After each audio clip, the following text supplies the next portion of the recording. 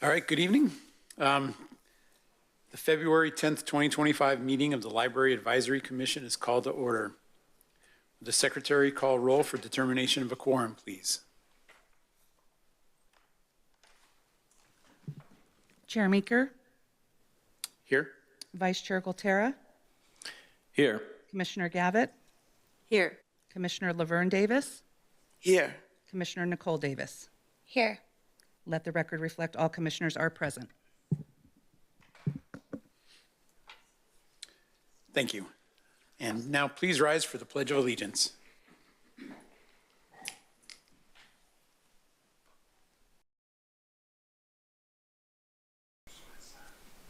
I pledge allegiance to the flag of the United States of America and to the republic for which it stands, one nation, under God, indivisible, with liberty and justice for all.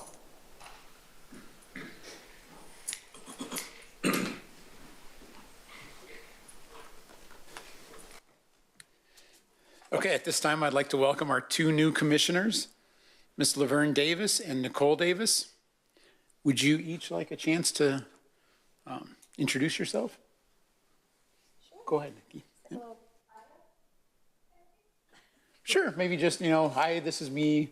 This is why I want to do this.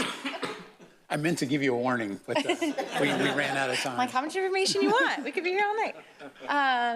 My name is Nicole Davis. Pretty much everybody calls me Nikki, so you're welcome to call me Nikki. I have lived in Murrieta my entire life, literally. So I've seen the library, all kinds of places. And I am very excited to serve on the commission and to serve the city and the residents and the kiddos.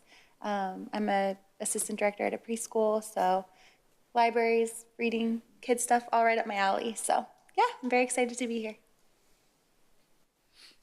Great, well, welcome. Laverne, did you want to say anything? Thank you. I am Laverne Davis. My friends call me Doc sometimes because I have a doctorate, so I'm Dr. Davis. I do live in the colony, 55 plus community, as you know. I've been in Murrieta for 8 years. I absolutely love this community. After moving from the metropolis of Los Angeles, and when I go back to visit, I can't hardly wait to get back to Murrieta. It's really has changed in just 8 short years. I did mention to Mel that I was a library science major when I first went to college way back when. And I realized after a year that in Virginia, it wouldn't be suitable for me in the things I wanted to do. So I changed my major to business administration, and I finished my career with Verizon. It was GTE, the merger, the new name that surfaced was Verizon. Verizon is not that old. So I am excited to be here, and I've read this plan for 2024 strategic plan. It's very exciting, and especially with the expansion. So I'm excited to be here, so thank you. Thank you, very nice to meet you both. Okay, I'd like to now welcome Mr. Kevin Kuhn, President of the Murrieta Public Library Foundation, to talk a little bit about the fundraising goal for the children's area expansion.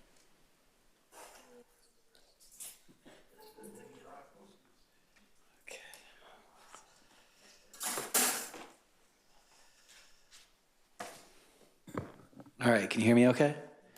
Excellent. So yeah, I'm Kevin Kuhn. I'm the president of the Library Foundation. Terry knows me well, and I know Jeff as well from several events. Just wanted to update you all on kind of what's going on.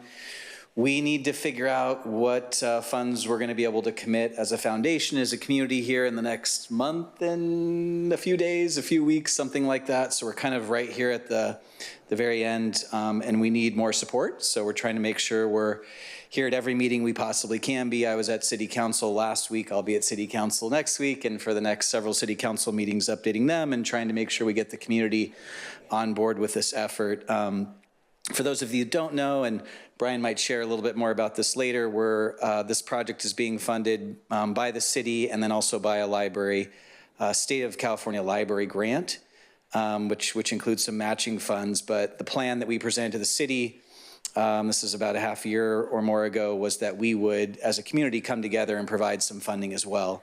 We are short of those goals, sadly, but we're doing everything we can to kind of get the word out and get people committed to, supporting this really once in a generation, once in a lifetime project. Our main building here, I think I can speak for pretty much everybody, is not going to probably expand again after this. If we ever have expanded library services, it'll be in some other location in Murrieta. So this is probably it for this building, if, based on my perspective at least. So anyway, recently we just launched kind of a community awareness and fundraising campaign. So that's what this sign is here. Join us in supporting Murrieta Library, the children's area expansion. It's got our website, and then we actually decided after some kind of additional research, you can donate on our website, but we also decided to launch a GoFundMe just to take advantage of the virality of being kind of on GoFundMe and seeing other people donate. So this will link right to our page, and the more people that donate, the more people will see who's donating, and hopefully we can get people excited about this project. For the colony, I know we might not be able to have these. I don't know. I'm not 100% certain, but I brought a sign for everybody and a stake, and we'd love for you to put one up in your yard if you felt comfortable or willing to do that. I've got about 3 at my house right now. We've got about, just over the weekend, I think I put 5 over at the library, so people that are obviously near the library are aware of this, and hopefully we can get a few more people to be involved. I think that's, we're just excited about, getting people to be more aware and hopefully getting some donations to come in. I think the math we've done at the city level is, if we get 1% of our population to donate $50 each, that would equal $100,000, right? 2,000 people. But that's a bigger hill to climb than you might realize. So we're excited about having 2 new commissioners here with us. Welcome. This is my, 10th or 11th year here in Murrieta. So I'm excited about the work that we've been doing and looking forward to any support that you can provide or any thoughts that you have. Any quick questions that I can answer? Should I do questions? Okay. Any questions? What day is the fundraising over, and what's kind of driving that? Well, mostly that we have to, and Brian and others might be able to speak to this a little bit better, but ultimately we have to. It's, I think, the second meeting in March. Don't hold me to that, because, but I think it's the second city council meeting in March. We have to present to city council that these are the funds that we're bringing in privately, so that they can decide and go either A, if there's a gap, how we close that gap, and then B, ultimately put the project out to bid so that we can then be constructing this this expansion in 2026. But we will take your money for as long as you want to give it. Yeah. So Okay. yeah, All right. keep on going. It's. Yeah. Gotcha. To be fair, we really the deadline is technically we have to know how much money we're going to give. We don't have to have that in hand quite yet, but ultimately, for the most part, those 2 things go hand in hand. There haven't been a lot of people that have said, "Hey, we'll give you money 6 months from now, and here's the amount." So we're ultimately trying to make sure those 2 things, if we can have the money in hand at that point too. But probably in the next, we're getting down to barely a month at this point. Yeah. Any other questions? I do have a question. Yeah, please. In your fundraising, have you done any thinking about naming opportunities with the new expansion? Yeah, if I can bring this up. This is a flyer that we, here, I'll just give you one of these. I know Terry has seen one, and if we want to pass around these ones too.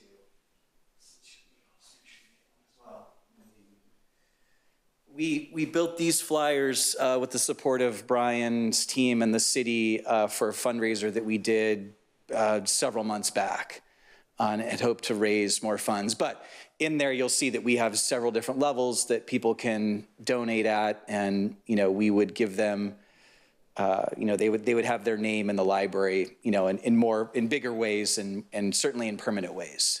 So, we've tried to make this certainly something that, individuals and businesses can feel good about getting behind because their name will be in the library in some way, shape, or form in perpetuity. So yeah, we definitely have. I have a question. Yeah, please. Are we allowed to bring donors in? Is that like a conflict of interest kind of thing? Bring what? Are we allowed to bring donors in? She asked if it was a conflict of No. interest.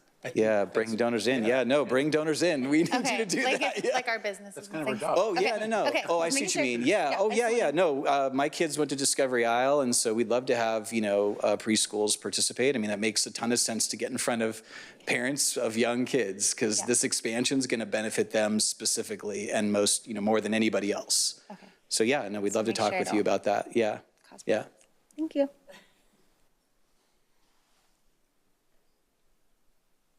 Okay, good.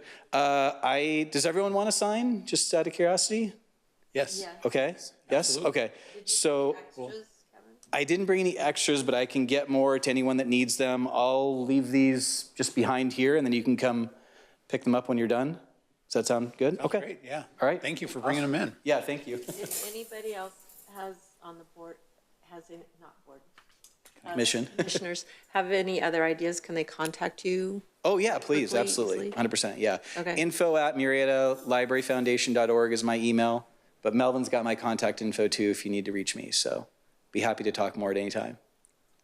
Okay, Thanks, thank you. Kevin. Yeah, thanks for all your efforts raising sure, yeah. money, honestly. I know we've talked before, but yeah. Yeah. It's a tough job. Sure, thank you.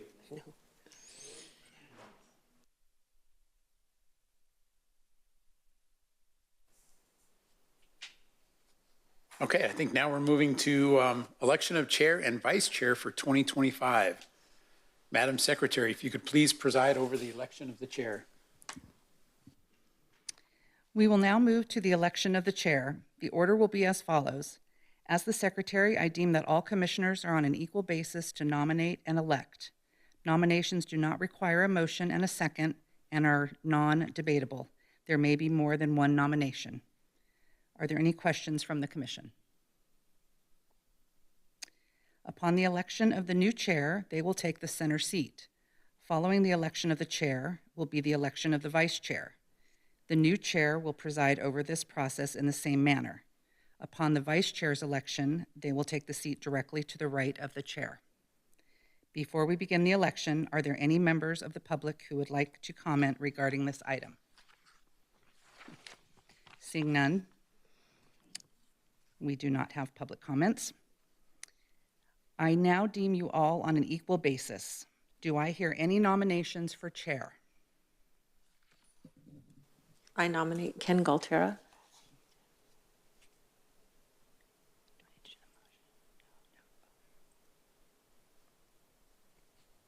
Do I need to do anything else? We need a second? Is that Second. okay? I'm sorry, so the nomination was from Terry Gavitt for Ken Galtera. So then I need to ask for a motion. So that was the nomination, so, So I'm in. okay. And a second? Second. Thank you, Commissioner Davis. We have a motion and a second.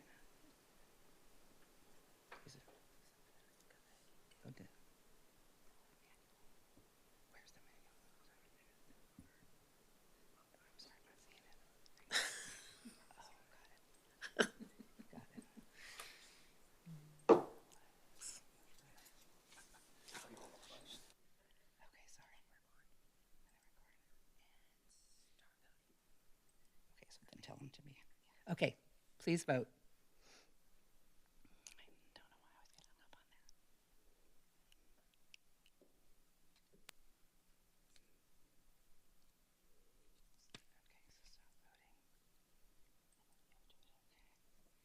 And record. Motion carries unanimously, 5-0.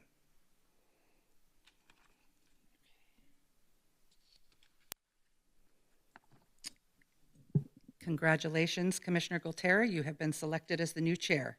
please take the center seat. We will now take a brief recess in order for staff to confer with the chair.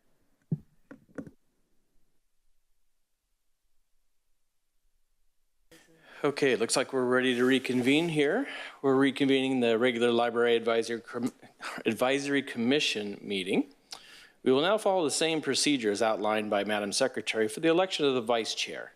With that being said, do I hear any nominations for Vice Chair?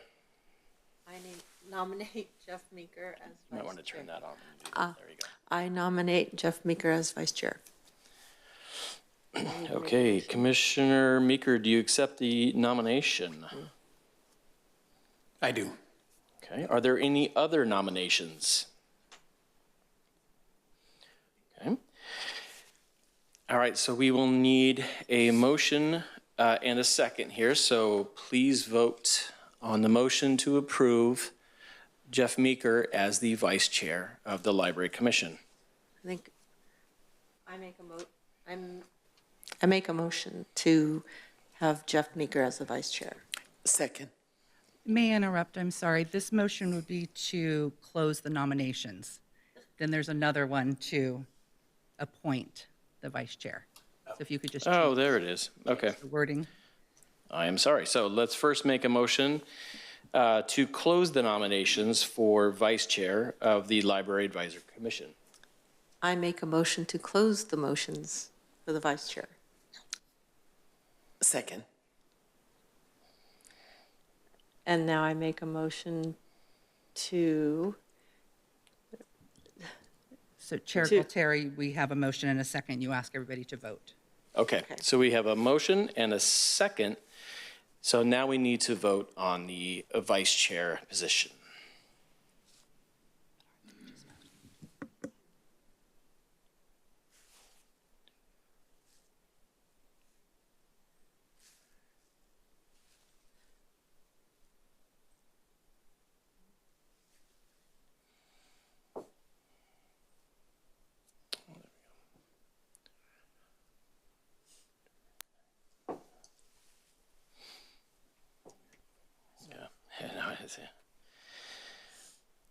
Okay.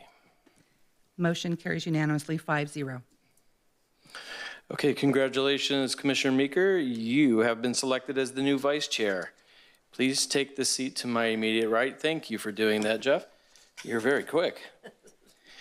All right, so let's move on to the approval of the agenda. Commissioners, are there any changes to the current agenda? Can we bring that up on docs real quick?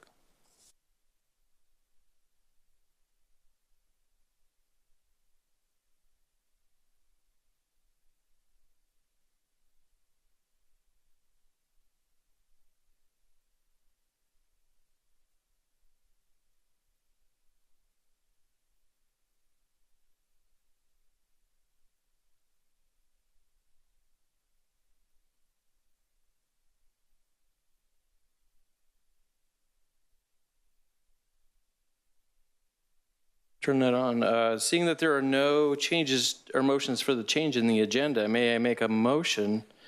May I call for a motion and a second, please, of approval of the agenda?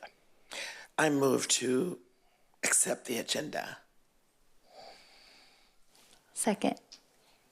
In a second.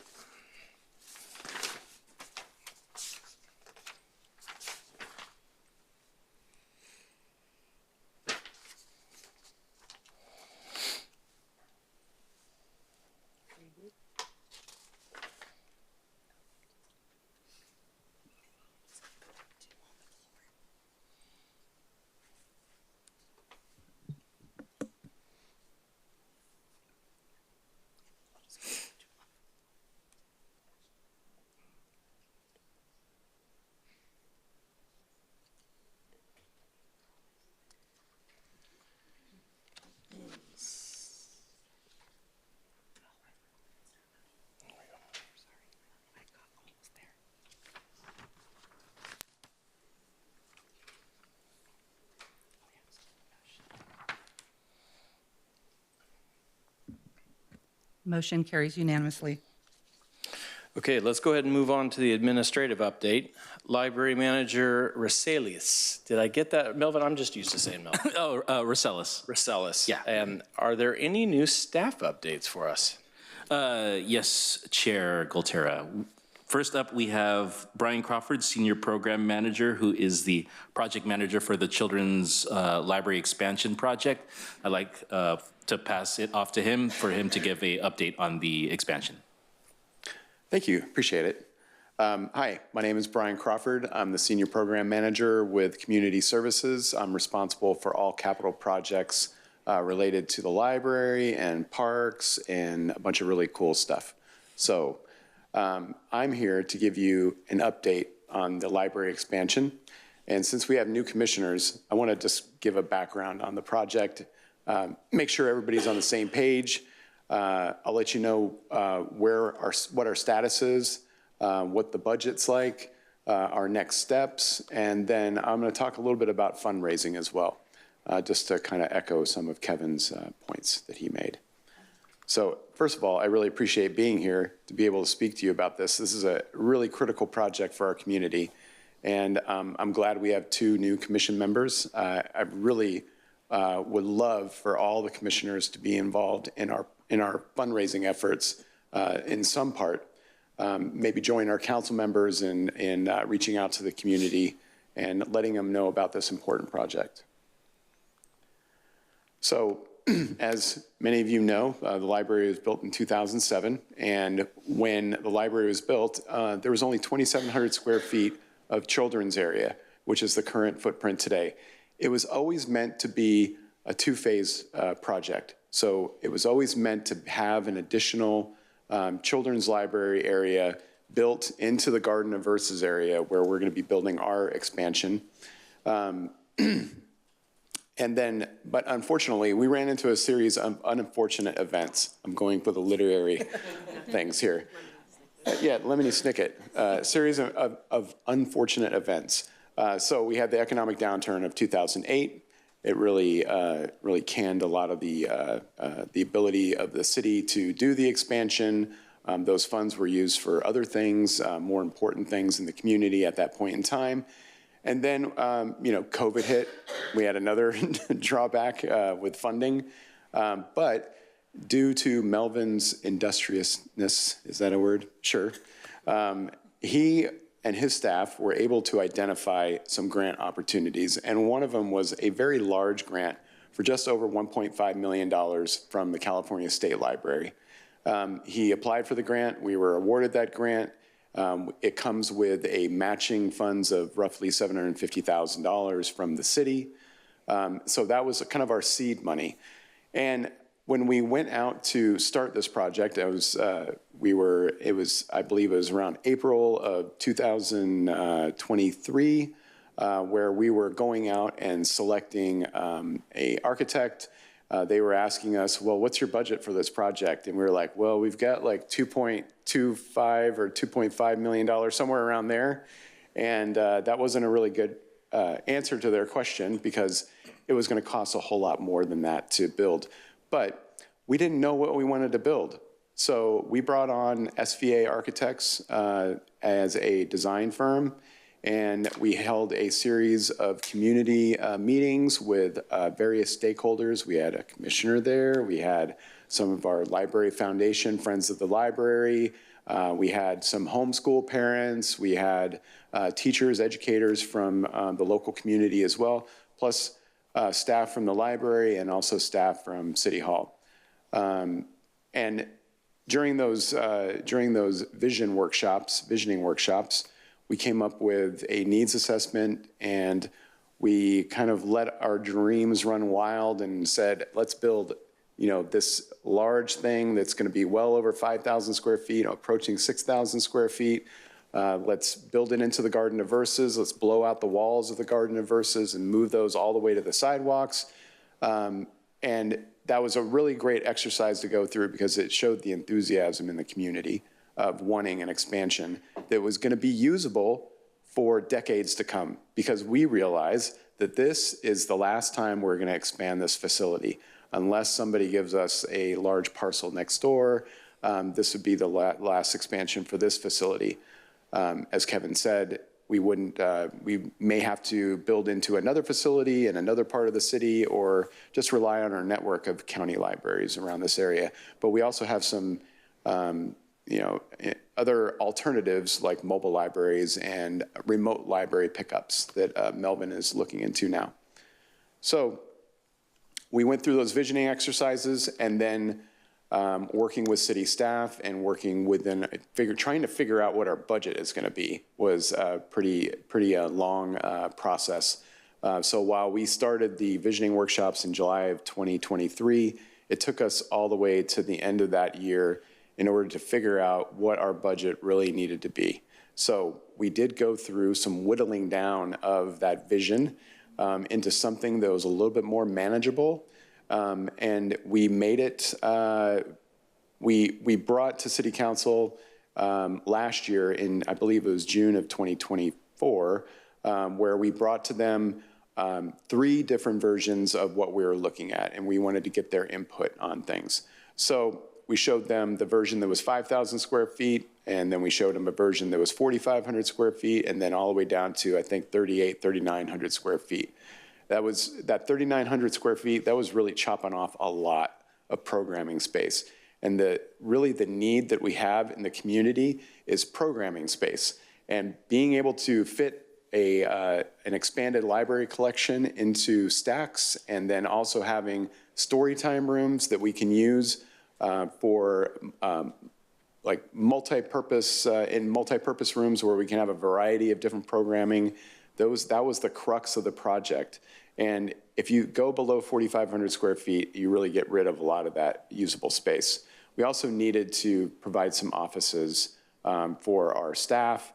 That 5,000 square foot version also had a maker space. It was configured a little bit differently. All 3 of those versions were configured a little bit differently than what I'm going to show you today. It was just some design choices and some way that the building is kind of configured. We were trying, with a larger footprint, we were trying to avoid a fault line that runs right along the backside of the library. So that's why it was kind of a little bit catty-cornered to, or cantilevered from the rest of the library design footprint. So without that issue of the larger footprint, we were able to straighten things out, and that's what I'm going to show you now. So council, let me back up, council did select the 4,500 square foot version, and we settled into a budget of just over $7 million.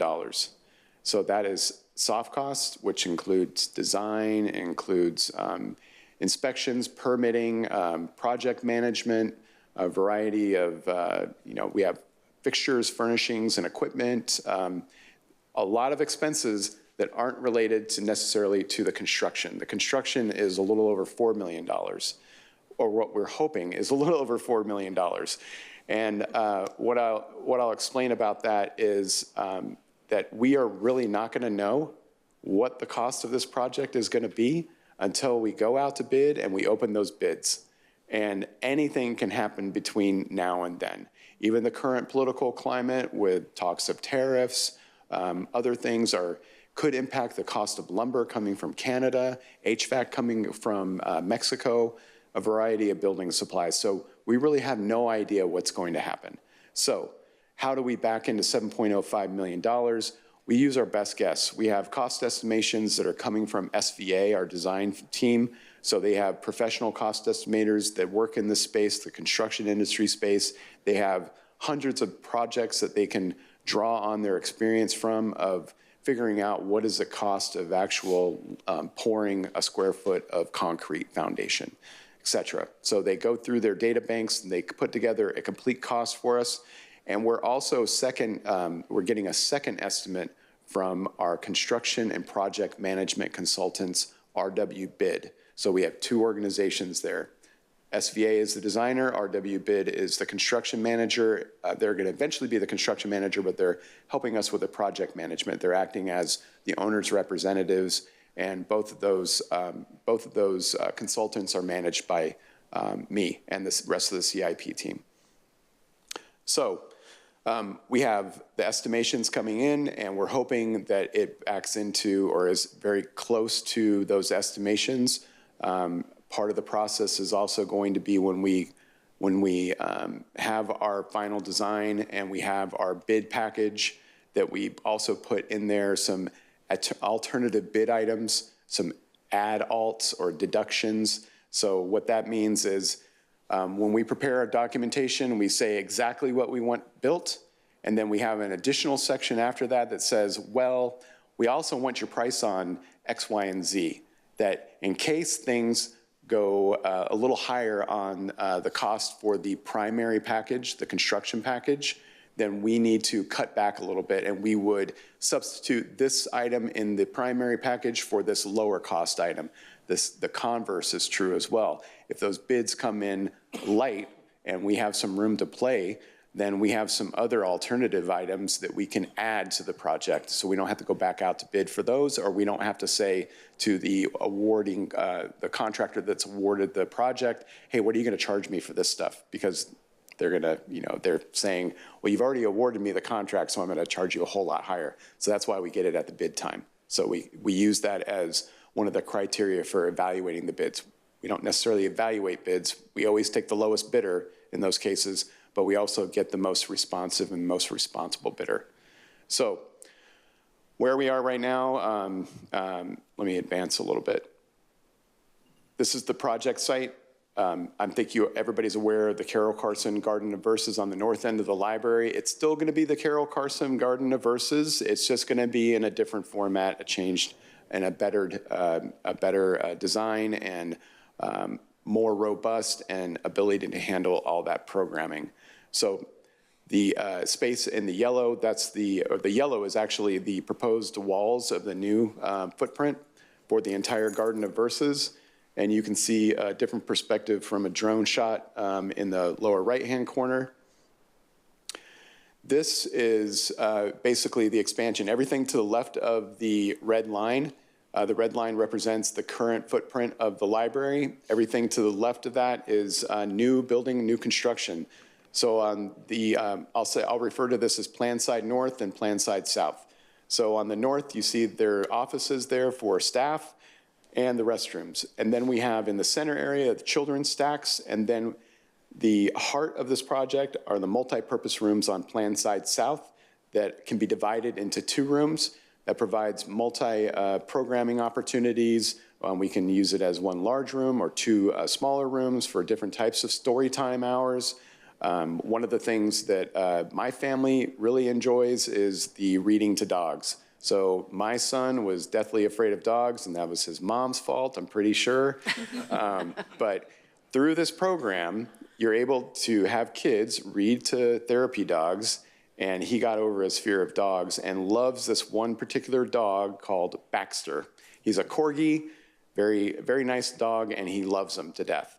So he got over his fear of dogs, and we have kids lining up around the building to get into this program. This is gonna offer a dedicated space for those types of programs where we're not gonna be in the theater area where it's Mark Theater, it's the current community center with that yellow star. That's where we have everything. We have everybody from adult services, children's services, exterior community groups are all sharing that one community room. So now we're going to be able to move children's programming into its dedicated multi-purpose rooms. We're also going to be able to expand the stacks area that's currently in the children's area into this children's stacks and provide a lot more programming space in there. You also see a little bit of the exterior footprint that we are hoping to construct. You can see that the walls are almost all the way to the sidewalk. We have a number of hardscape trails in there. We have some patios in different areas that provide different types of programming and opportunities for programming. And we don't just consider the 4,500 square foot building footprint, new building footprint, to be the only place where you're gonna have programming. You're gonna have programming abilities on the exterior as well. So we're gonna have slopes for storytime room on the outside, a whole lot more trees for shade, hopefully. We have some areas up there for children's gardening, so where we teach children about gardening and where food comes from. Some really important things that really sets our children in the Murrieta community off on the right path. That's the whole point of this whole thing. So I'm going to get into a little bit more detail. This is from our fixtures, furnishing, and equipment FF&E vendor with a possible layout of the furnishings that we would have in these rooms. There is also a reimagining of the current children's area. We're going to make it more of a tween space. So we envision it with a little study area. It kind of has like a Starbucks quality feel to it, where you've got new stacks, you've got stuff that's age appropriate for, what's the age range of a tween? But It's 8 to 12. 8 to 12. 8 to 12. So the new area is going to expand, is going to focus on kids that are 2 to 12, 1 to 12. Oh, 0 to 8. 0 to 8, okay, 0 to 8. So this is, the furnishings that they're suggesting is age appropriate. It's lower stacks. They're not 6 foot, 8 foot tall stacks. They're more like 4 foot tall stacks. And little study areas. We also have a little kitchen there in the upper left-hand area. And then right below that kitchen area, you can see that there are 2 chairs next to 2 little boxes. Those are some really innovative furnishings where a mother can do some studying or reading to a child that is in the little pen next to the chair. So what are those called? They're called parent and child study carrels. So, Awesome. So parents can actually work on whatever they need to do and have their young baby next to them without having to worry about them wandering off. And there'll be some play panels, interactive features inside of that. So it's primarily for working families to utilize. Yeah, and then you can also see in the existing space, we relocate the children's area reception desk. This is also for the purposes of serving the tweens area better, but it's also for line of sight and security measures that we're taking into the new expansion. So we want them to be able to serve both sides. And the offices are also strategically located along with cameras and secured doors, that kind of thing, that are geared towards security. So they have lines of sight everywhere, and there's no areas that can be blocked off. And then you see at the bottom of Plan Side South here, we have the 2 multi-purpose rooms. This shows the wall divider extended. So that's an accordion type wall that can be removed at any point in time. And this just shows the desk and chairs set up in there. Those are going to be more mobile chairs and desks that can be collapsed and moved into the corner. That way you have a large seating area for a bunch of kids in the middle of the room.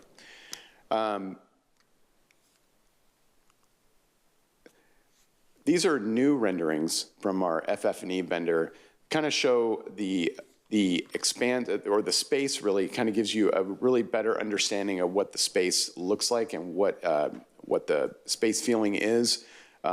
So the ceiling, we're just going to have typical acoustical tile ceiling, but there's also going to be some architectural elements drawn into there with the lighting. So these are a little bit more whimsical lighting that are kind of cloud shape. They're going to serve functional purposes for providing the lighting, but also kind of gives it a more whimsical feel. Over here on the right-hand side, you can see those are the offices, and then we have the restrooms in the upper right, and then those are the entrances on the left. Those are the entrances to the multi-purpose rooms. These are the multi-purpose rooms, where in the middle you can see the accordion doors or the accordion wall is stored in those wall panels.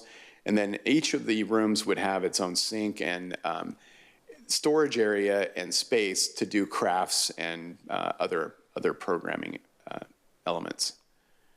And then here's a perspective from the new offices, and then we have a workroom back in the offices so librarians can prepare activities and sort books, do whatever the librarians like to do. So here's a little bit more illustrative rendering of the outdoor space. It's not just pathways that you see. you are probably going to miss it, but there's also a lot of little reading nooks built into this area. So even starting from the upper right-hand corner, we have the entrance. You don't have to go, you can enter in from that side. You can follow the pathways. Those are kind of meandering pathways in there, but there's also reading nooks hidden up in that area. And then we come over into the gardening area. Those are raised planters. And you're going to see this on a 3D perspective in just a minute. That's going to show it to you in a real world way. But we have reading nooks kind of in that area. And then on the far left, you'll see this large green area. That's kind of a slope area. This is also to help balance the site. So when we do grading on site, we either export dirt or we can reuse the dirt on site. And so this is going to give us a little bit of a slope where we can reuse that dirt. This can be used for a story time room, an outdoor story time room. And then as you travel to Plan Site South, back around over to the existing community room, we have a little bit more nook areas, and everything is kind of connected in here. And here's the really cool renderings that you see where we have benches, we have, you see the slope there. The backside of the library that you see there with the blue framework, it's going to be a little bit different. This rendering is just a little aged. We won't have that cutout of the roof there in the front.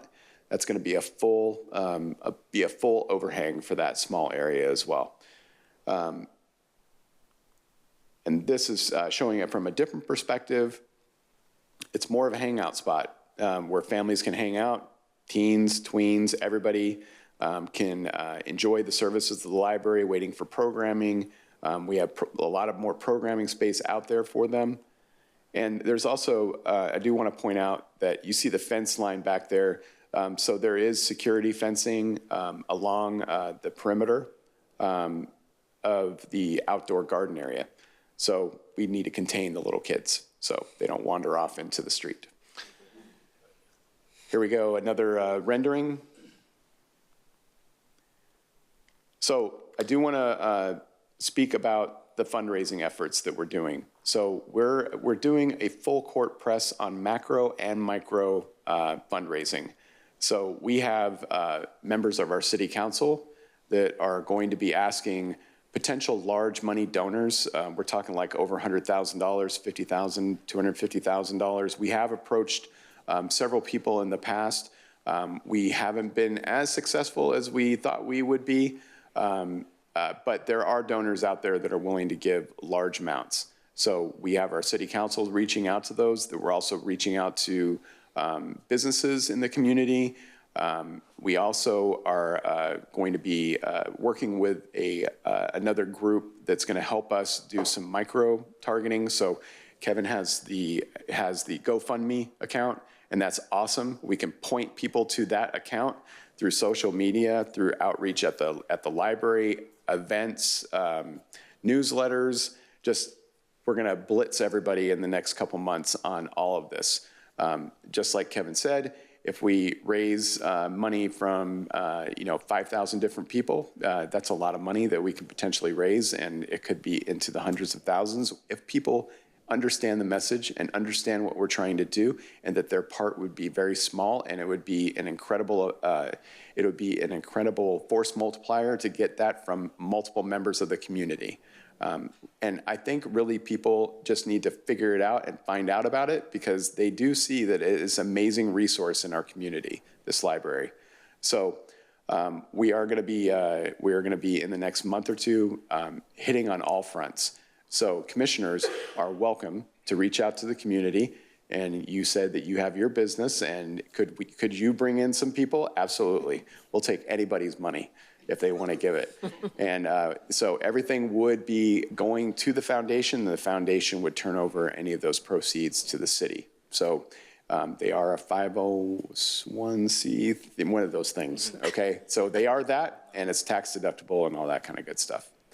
Did I miss anything? Okay. Any questions, comments, concerns? I don't know what it is, but have we considered like seeing this presentation and actually, I mean, I've seen a lot of pictures and a lot of renderings of, but this was extra special and it really shows you. And then you talking about what the funds will go towards and the difficulty of trying to put in and get bids and is it going to go up and down and then the tariffs and all that stuff. So if we could have a meeting here and invite like preschools and invite charter schools and invite the homeschool people to come in and see this, I like, for me, it just gets me more excited about it. And I would love for the community, I don't know how to get them in here, but. Well, we have ways of maybe reaching them without having them to have to come in. So one of the things that we are considering is putting out a challenge to all the PTA groups and to all the schools. It'll funnel down to the schools. I mean, even if a kid gives $1 or something like that at a fundraising drive at a school or something like that, anything can happen. So we are also looking at producing videos where we have staff on camera explaining all the things that we're trying to do, why the library is important, why everybody's participation is super important, and what we hope to bring to the community.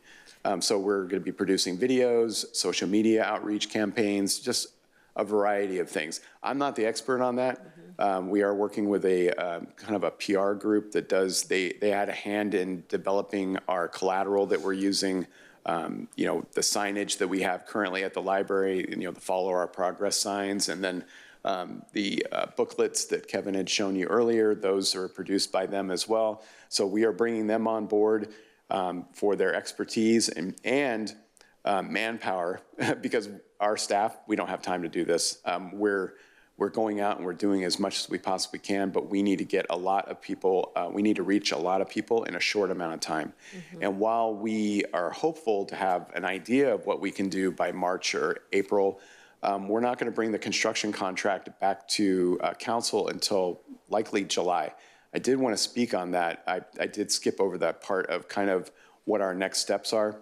Currently, we're in plan check with building and safety and our planning department and our engineering department. So they're looking over all the plans right now in our first round. They're going to have our comments back to us sometime this month, hopefully in the next week or two. And then our design team will address all those comments, and then we'll have a second round. Our goal is to go out to bid in May. So we usually will put it out for 4 to 5 weeks. We use Planet Bids.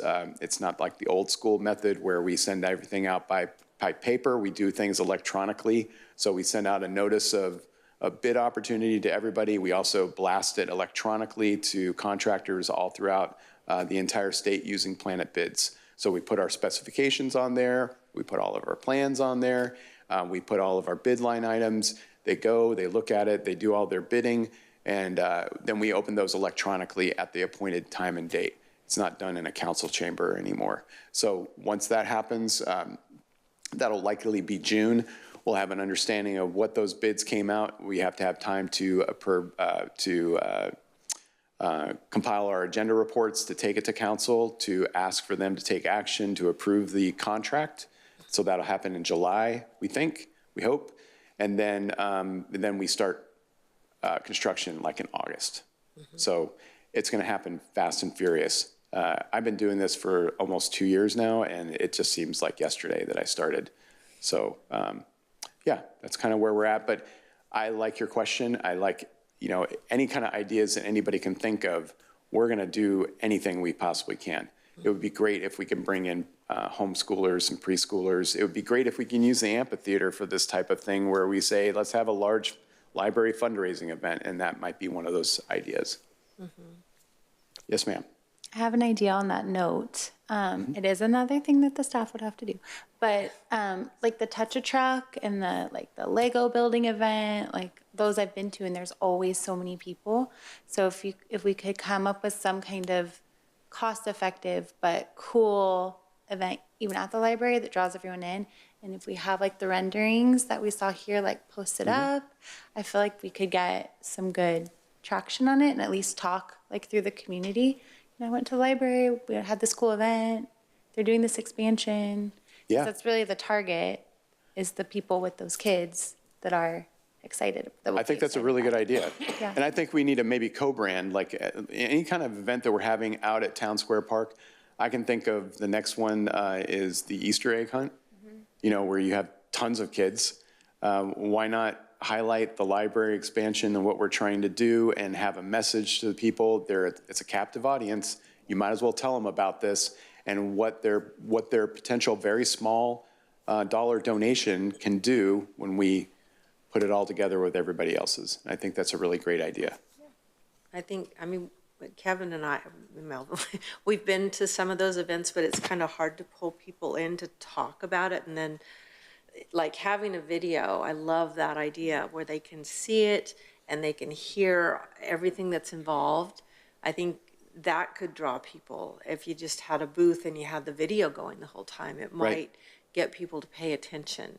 'Cause Yeah. so far it's been tough. Absolutely. To get people to, Yeah. and so. I don't think we've had the concerted effort yet, and this is the concerted effort is starting now. Okay. Yeah. Great. I have a question. Yes, ma'am. I'm not sure if you can answer. The new businesses that come into Murrieta included in their contract, or that's the only term I can think of now. Are they required to make a donation to this expansion, or can we do that? No, I don't think we can do that. We do get funding from what's called library diff, developer impact fees. So whenever commercial developments are done or residential communities are built, they are paying a library diff fee for every EDU, I'm assuming, that's built, or unit that's built in a commercial project. So we do sort of have like a mandatory contribution that people do pay. So we have a number of different developer impact fees, and that's to pay for public safety, and it's not to pay for whoever's currently here.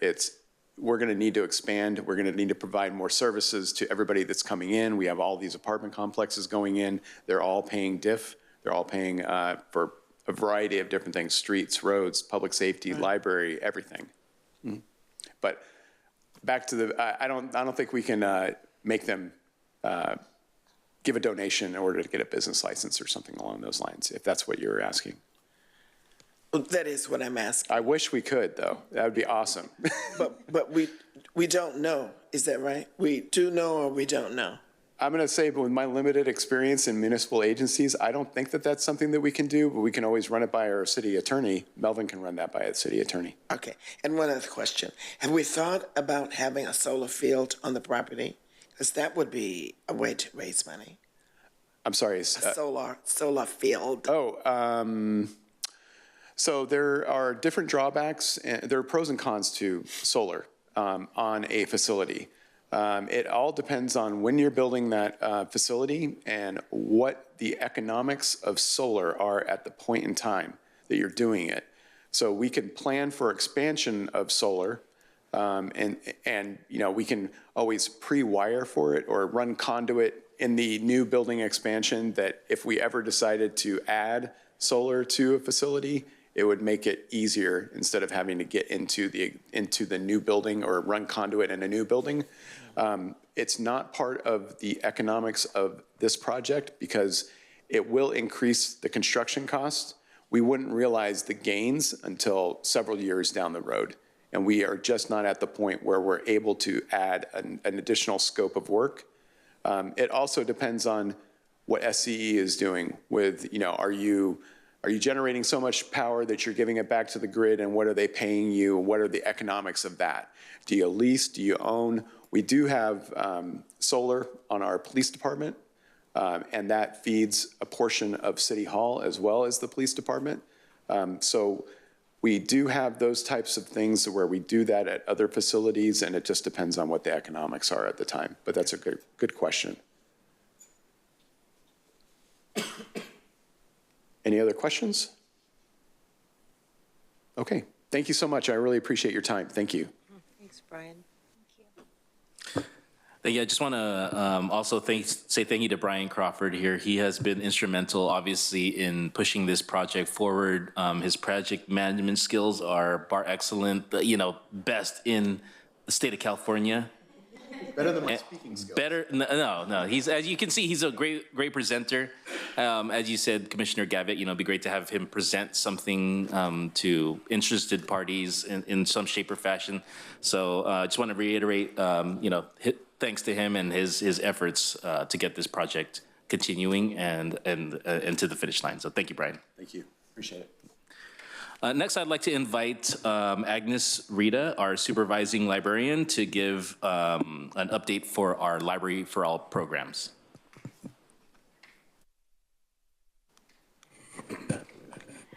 Good evening, everybody. Good evening, Commissioner Chair Golterra. Yes, I was trying to practice which one I'm thinking that's going to be a chair for today, and our commissioners. I am actually here. That's kind of hard to come after. He has but I want to segue in and connect.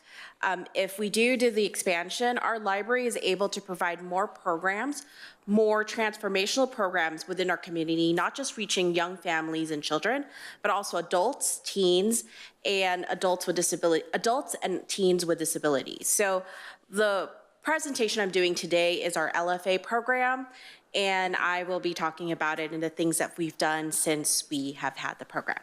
So let me see. And my name is Agnes Rita, by the way, one of the supervising librarians. All right, so statistics shows that 1 in 4 adults in the United States have some sort of disability. And why I'm segueing to this is that when you think about it, disabilities are not always seen. And so this segues into the point that everybody should just be kind and do not assume. So why we're doing this program is because we want to create a welcoming program within our community and in the library. And so LFA was born. So LFA was actually an idea that I had in 2017. I was attending a public library conference for programming for adults and teens and children as well. And one of the libraries had a story time for adults with disabilities. And I thought maybe that's something that we can do at the library. On a given day, we have about 3 to 5, even sometimes up to 15 groups or vocational groups. There are various groups from our community, either from group homes or just day programs for people and older teens with disability. We also have the local school district summit program that actually comes and takes a tour and do some activities within the library. So I thought, that's one of our goals in 2017 was to reach the underserved part of the population. Aside from the seniors, what other groups can we reach? And I brought to our former director at that time, Elise Malkowski's like, well, can I do a program for adults with disabilities? And she said yes. Initially, I didn't have any funding. I was only planning to just use existing program supplies from Children's, but the Murrieta, Friends of the Murrieta Library and the Temecula Valley Women's Club actually gave my initial funding, or our initial funding, for $500. So that's how it started. And it grew and grew, and we've received about, since 2018, about $10,000 from the Friends of the Murrieta Library, and a combined LSTA, or this is from the California State Library and Institute of Museum and Library Services, grants for $28,600. So, moving on. And here are some of the groups that we have reached throughout the years. We have Towards Maximum Independence, Care Right, Options for All, Murrieta Valley Unified School District, High Point, People's Care, Achievability, Oak Grove Center, which they have 2 locations here in Murrieta, and Easter Seals of Southern California. Most of these adults, some of them actually came to the library because they're looking for places to volunteer or learn work skills. But we can only take so much volunteers, and in this space that we have right here, we are able to provide them with learning something new and also make it fun. And also, one of the things that one of the parents have asked before is a way for them to socialize within their peers. So the age group for our groups range from as young as, I would say, 13, all the way till someone in their 70s. But the average, I would say, would be between 30 to 40. So, and some of the programs that we offer, we do facility tours. In the summer, we do walking tours. So they visited the library, of course, police department, fire, city hall, the local museum, and the parks. And so you can see from some of the photos. We've also had the fire department and the police department visit and do their info session, and these are some of the things that they've done. We have every Thursday, we have hangout days. They just come in, they can color, play board games, and watch movies, and this is what we do. It's every Thursday without, probably minus holidays, but every Thursday at 10 a.m. we have Thursday hangouts. I'm just showcasing some of the programs that they love. Bingo, we've actually given out Angels tickets thanks to their generous donation. We've given out like Knott's Berry, Six Flags, even like tickets to other sports games. I've gone through and asked donations from local businesses. They're very generous when it comes to donating those for this program. Various activities we provided, you can take a look. We've pretty much like went through a lot of them. So whatever is popular, whatever's popular or trending on TikTok, sometimes that's what I would do. We've also had paid presenters, so we've had magic shows, a local artist that would come in and an oil paint studio that would do programs for us as well. Their favorite is line dancing and karaoke. This is one of the line dancing classes that we've had. And hopefully this video, before I hit play, we actually had an opportunity to present our program at the, twice. We had an opportunity last June to present the type of programming that we provide to the community at the American Library Association. And that was, I think, the shining piece for this, this endeavor. But another one that we got is we got featured by the California State Library for our program, and that's what I wanted to play. Hopefully I can play it. Oh, thank you.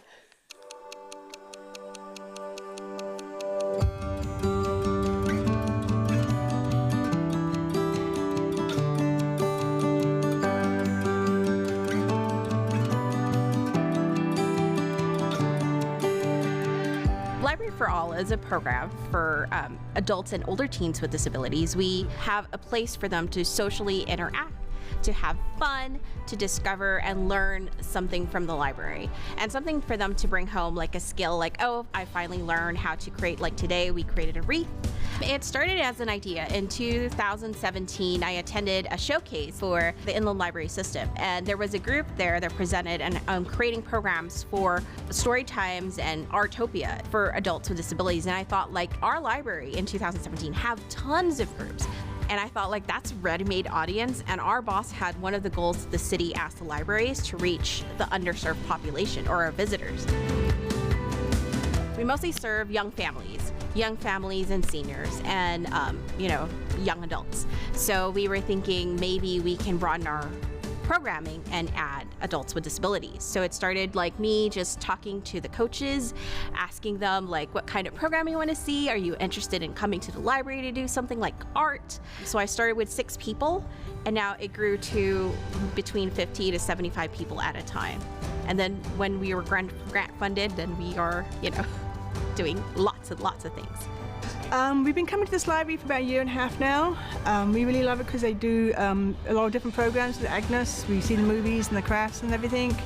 And I bring my girls here. We actually come to the library every single day, and then we come work with Agnes on all her craft days and everything that we love. Most of the people that are participants that attend our programs come from vocational groups. They come to different places to volunteer or learn a job skill. And for us, this program is a break for them, and to learn something new and do something for themselves. And it's also good art therapy.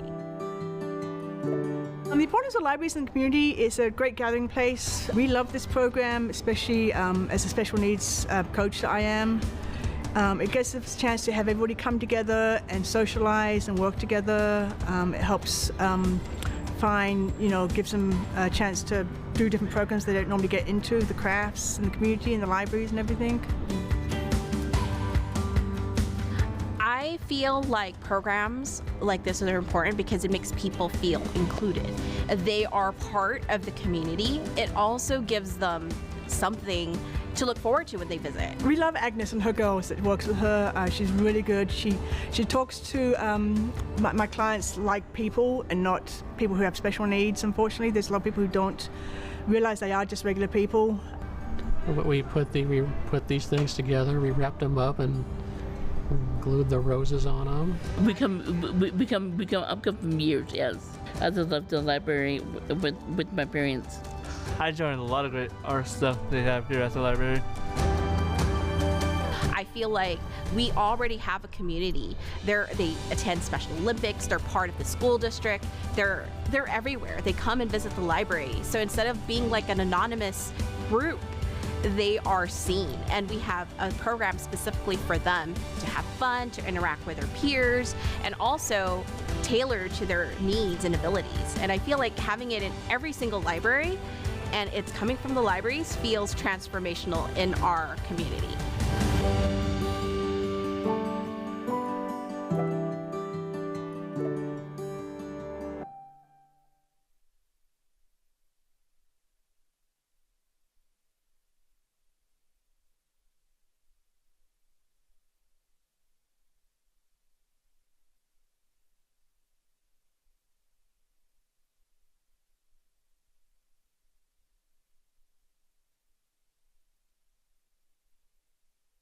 And that's it.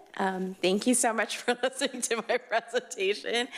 If I'm welcome for any questions or comments you may have. Yeah, that's it. Thank you. Thank you for your time. Agnes, I mean, that to take that initiative and to grow it and do everything you do is awesome. And I love it. I feel like out of all the programs, and I've done a lot of programs in my career in libraries, I feel like they're the most appreciative, the sweetest. And every time I do a program, I get at least one hug, a couple of high fives, some fist bumps. But I always feel, when I say like they feel seen, I feel more present and seen by them.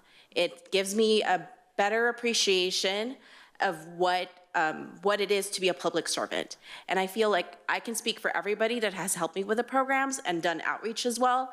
When we do this, is that probably it's one of the best programs that they have, helped me facilitate or assist. So, and that's it. Thank you. Thank you.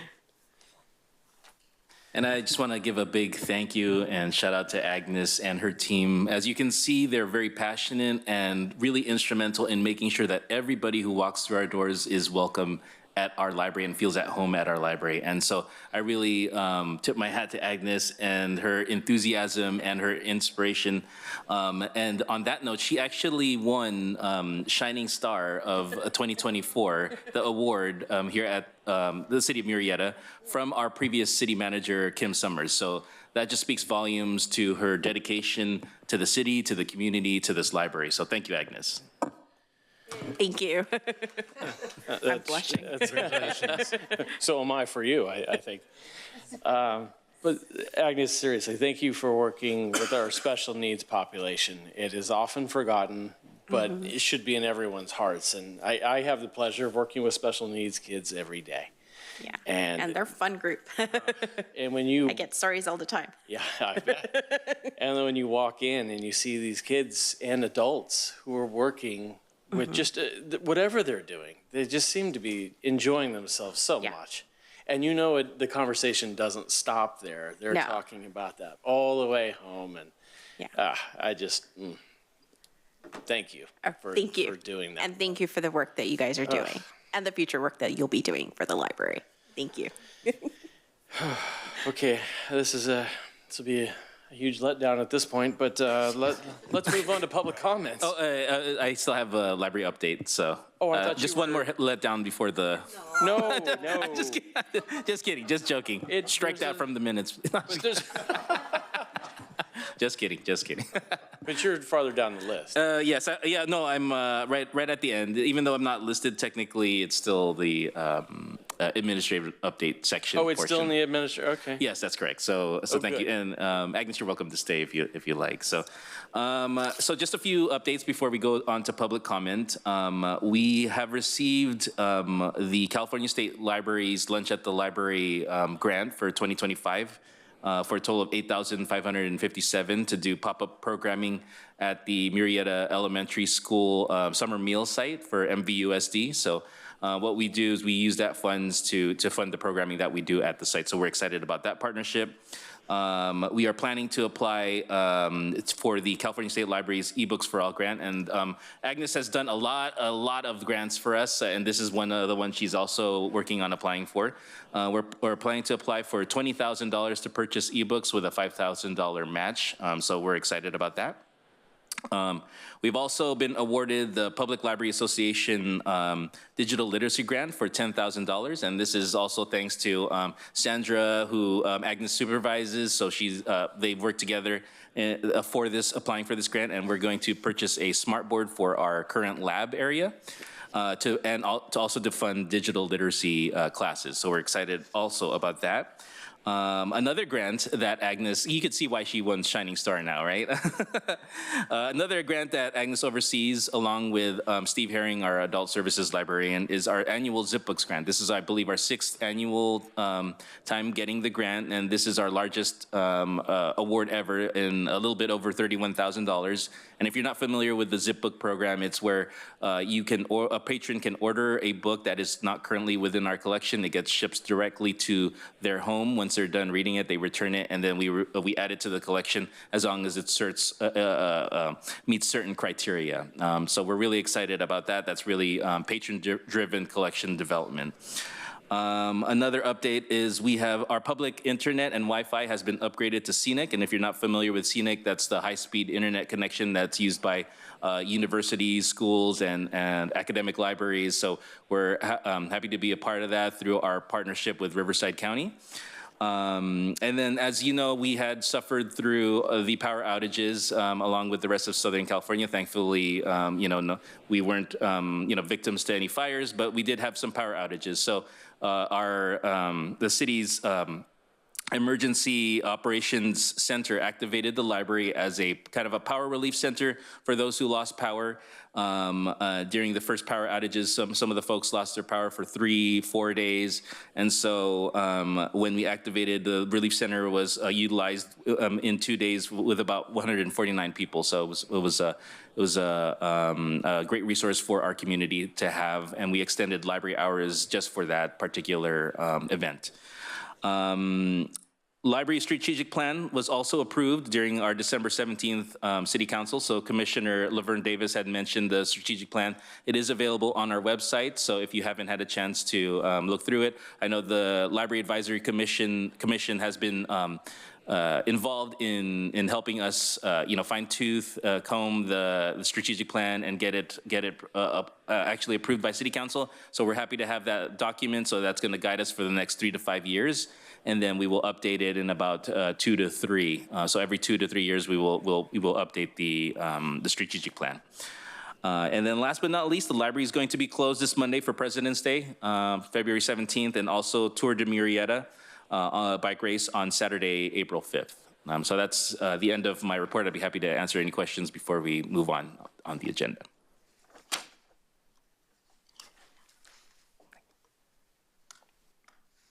Okay, well, thank you so much. Appreciate the attention. Okay. I know, hard act to follow after Brian and Agnes, really.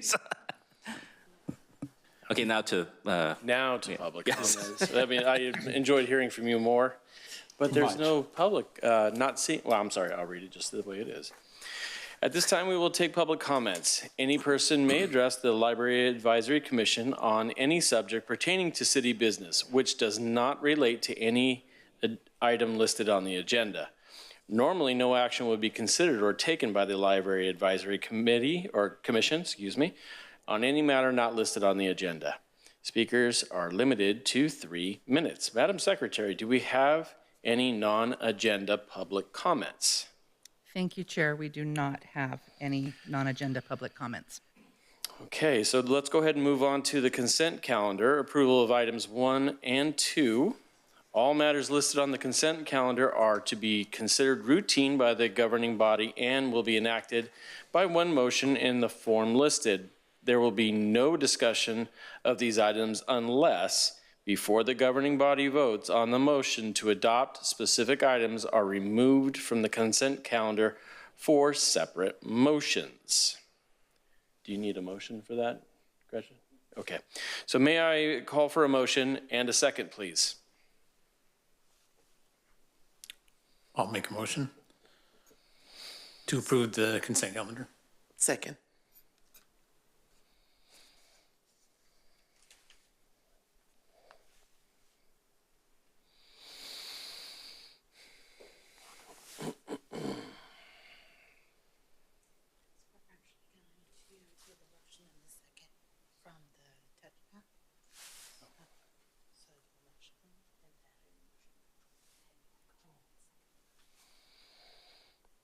That's why, okay.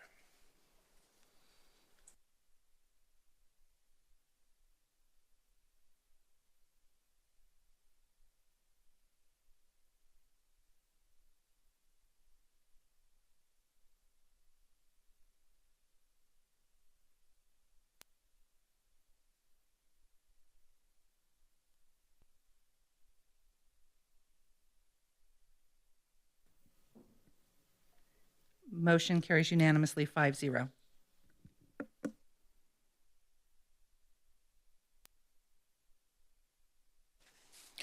Okay, let's go ahead and move on to the discussion item, which I believe we've already done, right? No, that was, it's not part of the consent Oh, I'm calendar. sorry. Okay, and that's where I got confused. I thought you were going to do your report there. Sorry. Updated patron code of conduct.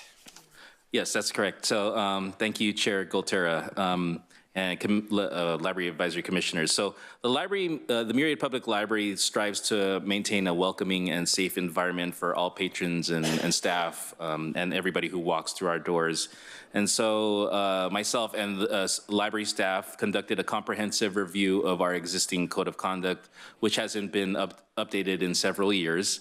And so updates were made to reflect current library operations, emerging community needs, and best practices in libraries. So the revised code of conduct clarifies some expectations for patron behavior and ensures consistent enforcement across the board. The current draft that you see in front of you that is attached has been reviewed by our city's attorney's office to make sure that it complies with any legal and regulatory compliance. So some key updates that are included include clearer definitions of acceptable and unacceptable behaviors, some adjustments for modern library usage trends, including digital and technology-related conduct, some enhanced languages to support inclusivity and accessibility, and then streamlined enforcement procedures for consistency and fairness across the board. So tonight, the attachment has our draft code of conduct, as well as our current code of conduct. So tonight's recommendation for the commission is to review, discuss, and consider the adoption of the draft code of conduct as revised by library staff, and ultimately make a recommendation to adopt the updated code of conduct if there are no further recommended updates. So I'd like to give it to the commission to discuss or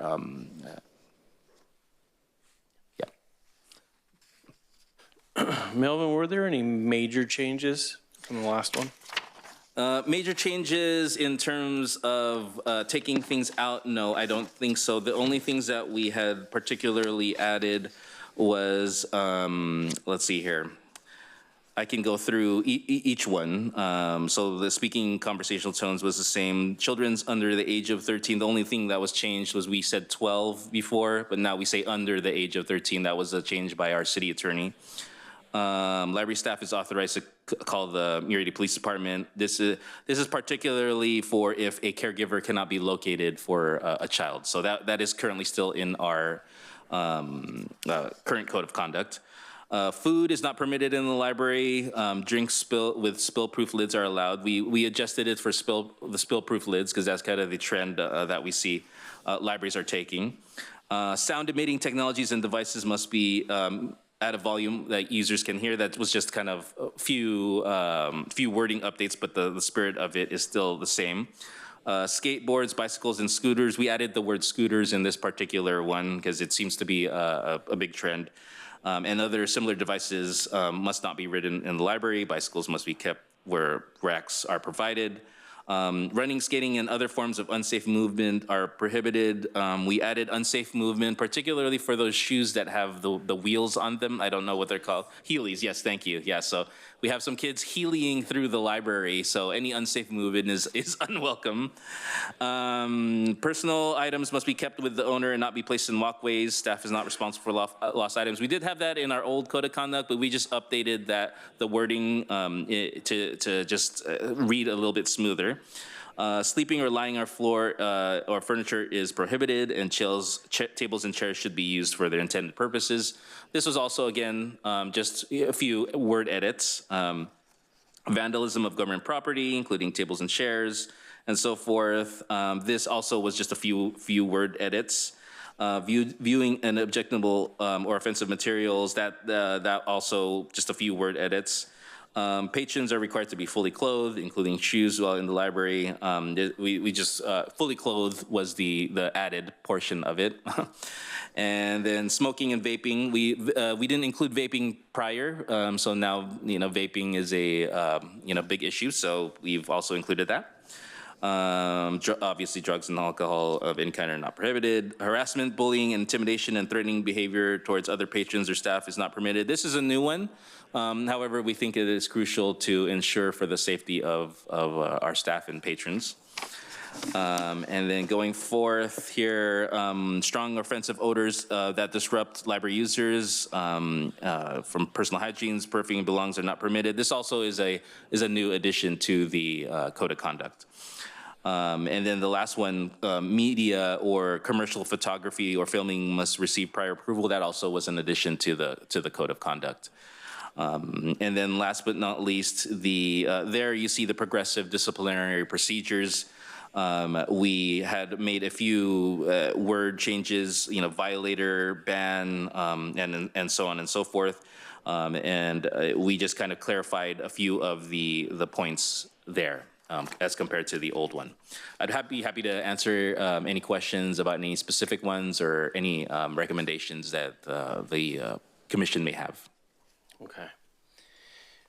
See, Matt. Hold on one sec here. Madam Secretary, do we have any public comments on this code of conduct? Thank you, Chair. We do not have any any public comments. Okay, and commissioners, do you now have any comments or questions? I do. Mel, I have a question. Sure. On the second to the last bullet, strong offensive odors. Yes. I was wondering, I didn't see it, any reference to offensive language. Oh, offensive language. That would... It would potentially be under the last bullet point on the first page. Harassment, bullying, or threatening behavior of any kind is not permitted, yes. And then also, if you look at the first one that is technically not a bullet point, anything that ensures the safety and mutual respect and comfort, so that kind of falls under that as well. Hope that answers the question. Yes, thank you. Okay. Any other comments or questions? Is there anything that seems to be a problem? Like, was there a reason like we needed to add more things? I know, I think I was at a city council meeting where they were talking about, sometimes homeless people coming in, but that we had the services of the police department, not that they sent like a liaison, not a police officer, to talk to people and help them. It was very, is that, when I'm around, I haven't seen anything, but. Yeah, actually, we are quite fortunate here in the city of Murrieta to have a relatively lower homeless count in the city. And I think that's largely due to the efforts of our homeless services division that's also within community services, and Lindsay Sisti and the work that her and her team and CityNet does throughout the city for homeless outreach. No, this is not in particular to any one specific event. We just wanted to ensure that all library users who come to the library feel that they are not disrupted in any way, shape, or form from being able to utilize the library. Yeah. Okay, thank you. That's good news. Okay, may I ask then, may I call for a motion to approve the patron code of conduct, and a second, please? And let's make sure we use our iPad in front of us to do the motioning. Thank you, Nicole. I move to accept the patron code of conduct.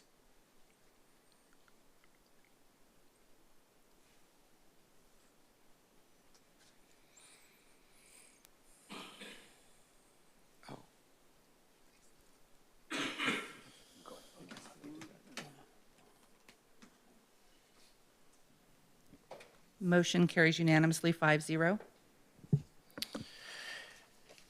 Okay, that takes us to the commission member announcements, reports, and comments. Commissioners, if you have anything you'd like to report or comment on, this is your time.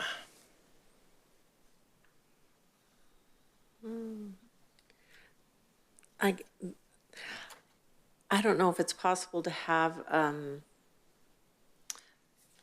a meeting or talk about the fundraising, and if anybody has any ideas or helpful somethings, if we have to do that in chambers or if we can do that outside, or. I believe that would have to be done through an ad hoc committee, right? Yeah, I believe, and Ms. Sedlacek can correct me if I'm wrong, but according to the Brown Act, only two of you can get together and talk, outside of it. But I believe if you have any fundraising ideas, you can always send them to me or to Kevin Kuhn, president, and we can try to work with each other in terms of maybe putting an event together, or talking to the city attorney for some sort of seeing what businesses can offer us. Yeah, we would definitely welcome all the ideas and support that you may have. Thanks. Okay. Any more comments? Oh, I think we're okay. Okay, so with no further business, may I ask for consensus to adjourn the meeting, please? And you can make your motion on the iPad for me.